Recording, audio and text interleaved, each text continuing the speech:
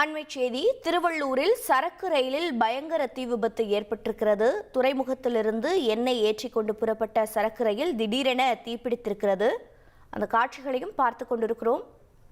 மேலும் விவரங்களை செய்தியாளர் பாலாஜி வழங்கிட கேட்கலாம். பாலாஜி, வணக்கம்.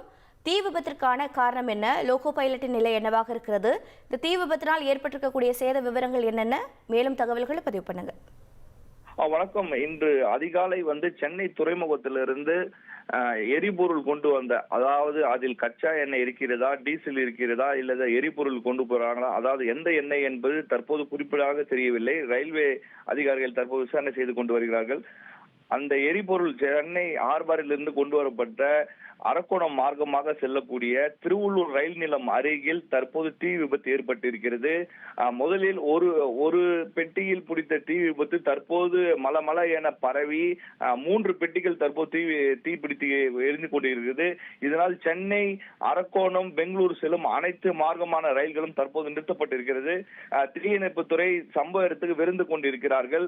ரயில்வே அதிகாரிகள் மற்றும் அந்த பகுதியை சுற்றி உள்ள, அதாவது இருளர் குடியிருப்பு 100க்கும் மேற்பட்ட குடும்பங்கள் இருக்கிறது அருகே, அவர்களை அப்புறப்படுத்தும் பணியில தற்போது காவல்துறையினர், ரயில்வே துறை போலீசார் ஈடுபட்டு வருகிறார்கள். இந்த தீ விபத்து எதனால் ஏற்பட்டது? இந்த போன கோணங்களில் ரயில்வே துறை அதிகாரிகள் விசாரணை மேற்கொண்டிருக்காங்க.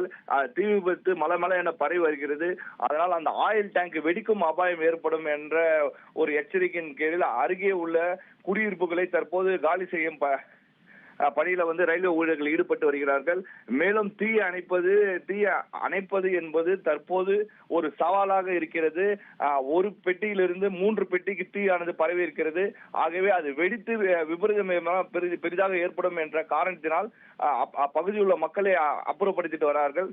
மேலும் திருவள்ளூர் ரயில் நிலையத்துக்கு வரும் பயனாளிகள் தற்போது நிறுத்தப்பட்டிருக்கிறார்கள். மேலும் தீயை அணைப்பதற்கு ரயில்வே ஊழியர்கள் மற்றும் தீயணைப்புத்துறை தடுமாறி வரார்கள் என்பதை சொல்ல வேண்டும்.